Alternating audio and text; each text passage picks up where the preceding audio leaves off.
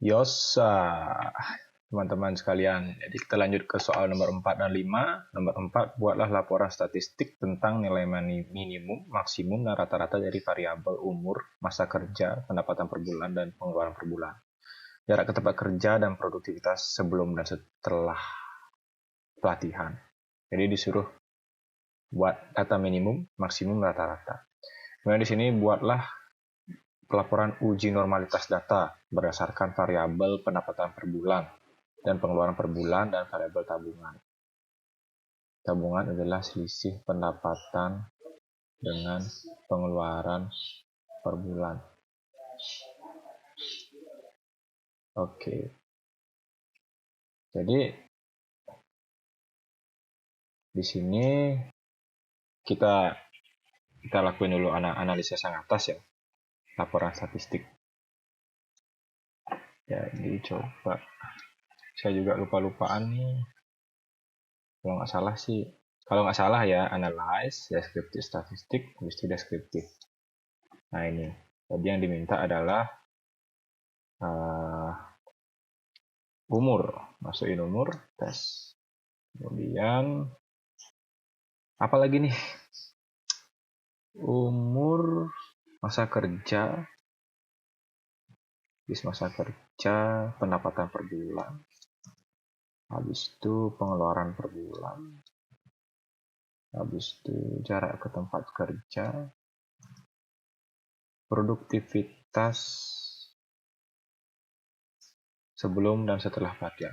Wah, banyak nih. Wah, semuanya. Coba kita di option. Nah ini, lihat nah. Min nilai tengah, standar deviation, minimum maksimum ada di sini. Ya. Biasanya average, min itu sama dengan rata-rata sih. Sorry salah. Jadi min itu rata-ratanya. Jadi sini udah, kita klik continue. Dan nanti kita klik di sini. Nah, keluar ya. Deskriptif ini ya. Nah, jadi di sini lengkap ada deskriptifnya, rata-ratanya berapa, minimum maksimum juga ketahuan. Jadi umur tuh yang paling kecil tuh ada umur 23 minimum. Saya lihat di sini. Nih, 23. Yang paling besar tuh 35 tahun. Kemudian di sini masa kerja juga sama. Dari 20 orang itu paling kecil masa kerja 1 tahun. Teman-teman bisa buktikan di sini. Cek sendiri masa kerja mana paling kecil. 1. Nah, nilainya paling kecil itu 1 gitu. Umur juga Bapak, teman-teman sekalian, udah bingung panggil teman-teman ke Bapak Ibu. Teman-teman sekalian bisa cek di sini. Yang paling kecil tuh berapa sih ini? 23 umur yang paling kecil. Nah, Bapak Ibu sekalian dan teman-teman bisa cek di sini. Faktanya memang 23 yang paling kecil di antara yang lain.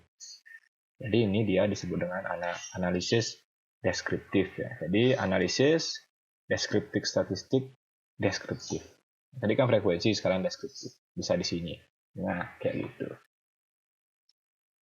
Jadi kayaknya untuk outputnya cukup, sorry. Ini output. Saya rasa cukup ini yang disalin ya. Deskriptifnya ini disalin. Kemudian kita taruh di sini. Nah, nanti untuk kata-katanya karang sendirilah. Jadi dari tabel deskriptif di atas dapat kita ketahui bahwa nilai pada umur memiliki nilai minimum yaitu 23 dan yang paling maksimum adalah 25 dengan rata-rata umurnya 28-90 gitu. Coba ya kita coba bener nggak nih min ini sama dengan 28-90 ya pakai Excel ya. Coba biar saya nggak salah. Coba pakai Excel di sini. Umur. Ini ya, kita masukin ke Excel ya. Umur. Rumus umur itu adalah total dari penjumlahan ini dibagi dengan ada berapa data tadi? 20 data. Tes 28,9 rata-rata ya. Nah, 28,9. Dan itu sama. Jadi min itu rata-rata. Nah, seperti itu. Itu untuk yang deskriptif. Jadi kita lanjut lagi, ada apa lagi di sini? Nomor 5, buatlah pelaporan uji normalitas data pendapatan per bulan dan pengeluaran per bulan, dan variabel tabungan. Tabungan adalah selisih pendapatan dengan pengeluaran per bulan. Jujur saya belum tahu caranya penjumlahan dan pengurangan di SPSS, jadi saya mohon izin Bapak Ibu sekalian menggunakan Excel. Ya. Jadi saya kopas datanya sini. Ini pendapatan, pengeluaran. Tarik. Kalau tabungan, aduh kurang ngopi nih, masih ngantuk pagi-pagi. Tabungan adalah pendapatan dikeluari pengeluaran. Cek. Nah ini datanya. Tabungannya kita kopas. Cek. Masukkan ke SPSS. Ya. Jadi kita kan mau di sini mau ada tambahan nih. Insert variabel. Nah, biar di samping sini loh. Kita pasti. Nah, sekarang kita ganti di sini pakai tabungan. Numerik, desimal kita nolin biar enak lihatnya. Ini adalah tabungan. Kita pakai nominal. Nah, sudah ada tabungan. Sekarang kita lakukan analisa normalitas dengan 1KS, Kolmogorov-Smirnov.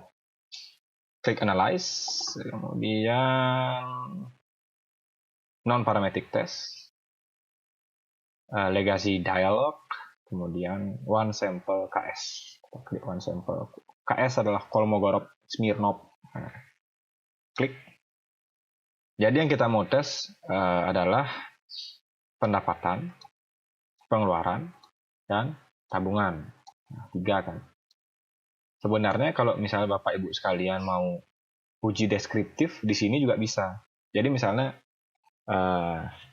Bapak Ibu mau ngetes normalitas nih gitu. Tapi pengen tahu juga per data tuh berapa sih ada maksimum yang ini loh. Bapak Ibu mau tahu yang ini juga. Kata ini Bapak Ibu pengen tahu minimum, maksimum, min. Nah, biar nggak 2 kali kerja di SPSS nih, pas mau uji normalitas Kolmogorov ini bisa tekan option. Ini option. Tekan deskriptif. Nah, deskriptif. Nah, deskriptif continue. Nanti, ini tesnya normal, uji normal. Kita klik OK. Nah, kan keluar kan ini. Nah, deskriptif statistik. Nah, kan? Jadinya nggak perlu lagi pakai metode yang awal. Di sini langsung pendapatan per bulan. Sama kayak tadi, minnya berapa, minimum maksimumnya berapa. Ini tabungan juga kita kelihatan. Dari tabungan tuh, paling kecil tabungan yang pernah ditabung ini 150.000. Bisa di cross check dari sini. Ini 150.000 yang paling kecil. Sedangkan yang paling tinggi sini berapa sih? Nih 1 juta dia bisa nabung nih. Apakah benar? Kita lihat di outputnya 1 juta yang tertinggi. Maksimum. Tabungan 1 juta ya. Ini yang di pointer. Maksimum tabungan paling tinggi orang nabung 1 juta. Di sini bisa dilihat. Nah, kalau mau buktiin bisa cek satu-satu di sini. Di pointer nih lihat yang ini garis tabungan. Bagus, kalian bisa cross check. Nah, jadi ini untuk outputnya. Nah, untuk Kolmogorov-Smirnov. Nah, jadi di sini bisa dilihat ini dia. Nah, jadi fokusnya di asymptotic detailnya. Jadi di mana syarat Kolmogorov-Smirnov tuh kalau menggunakan taraf 0,5% ya. Jadi untuk penjelasan taraf bisa dilihat di video saya yang SPSS yang pertama.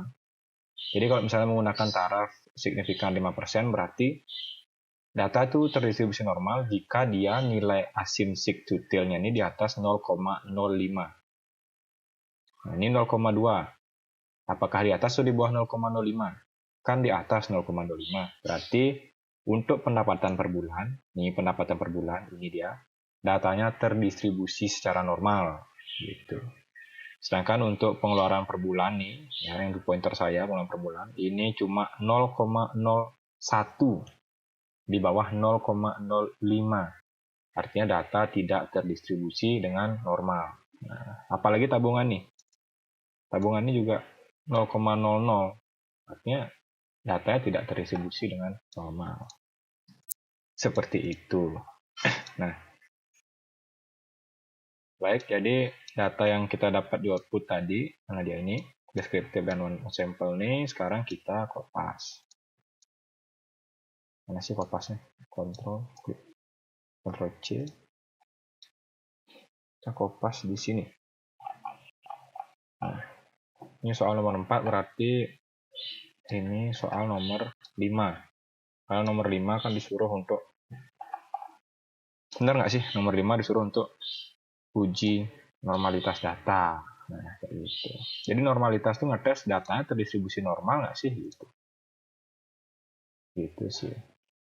Feeling saya data tabungan tidak terdistribusi normal karena ada nilai 1 juta ini. Dia beda sendiri. Ya, ini nilai 1 juta. Coba deh kita jahil ya. Coba kita ganti angka jadi 4. Kita ganti angka jadi 4. Sorry, nggak mau ya. 4, 5, 5. Nah, kita ganti angka jadi ini ya. Ini data yang nggak pas valid. Kita analisis. Nah, dia mau tadi non parametric test one sample KS. Tes. Kita cuma mau ngetes tabungan, jadi kita keluarin. Coba tes tabungannya sekarang. Oke. Masih tidak bisa. Rupanya.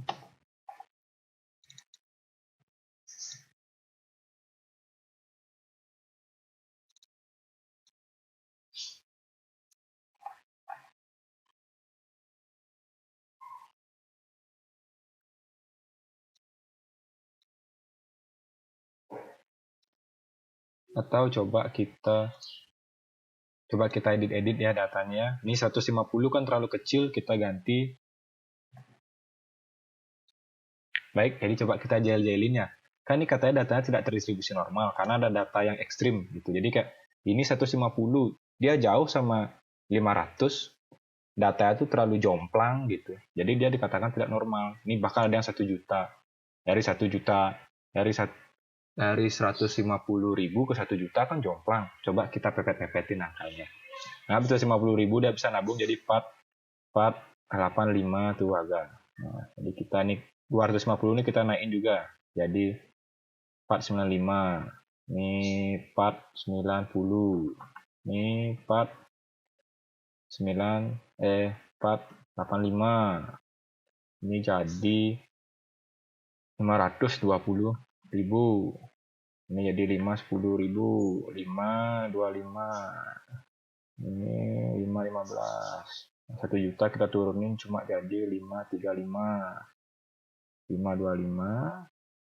495. 485.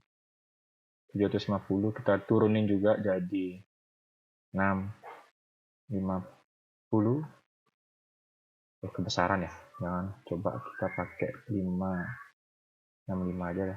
Jangan dah, ntar nggak normal. 545, 535, 525, 498, 498. Ini 500 kita biarin. Coba ya, kalau misalnya angkanya deket-deket gitu loh, nggak jomplang gitu. Apakah dia akan menjadi normal? Kita tes non parametric test one sample KS tabungan ya, kita cuma analisis tabungan, kita klik oke. Nah, kan saudara-saudara bisa lihat kan, setelah diubah datanya asymptoticalnya adalah 0,138. Itu artinya nilainya itu di atas 0,05. Artinya datanya terdistribusi normal. Jadi intinya data terdistribusi normal itu artinya ini pendapatnya 100.000, besok naik dikit 105, besoknya naik dikit 106, besoknya turun jadi 104. Kalau dibuatin grafik kurva tuh tipis-tipis gitu loh dia naiknya. Jadi terdistribusinya normal. Kalau misalnya jomplang, hari Senin gajinya 150.000, hari Selasa 1 juta, kan gini grafiknya, jomplang. Itu datanya tidak tersebar dengan normal, tidak terdistribusi dengan normal.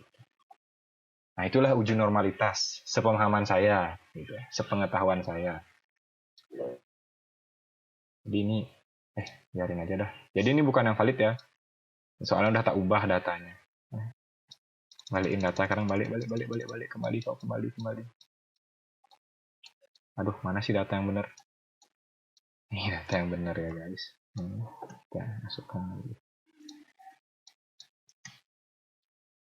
Benar nggak sih? 150.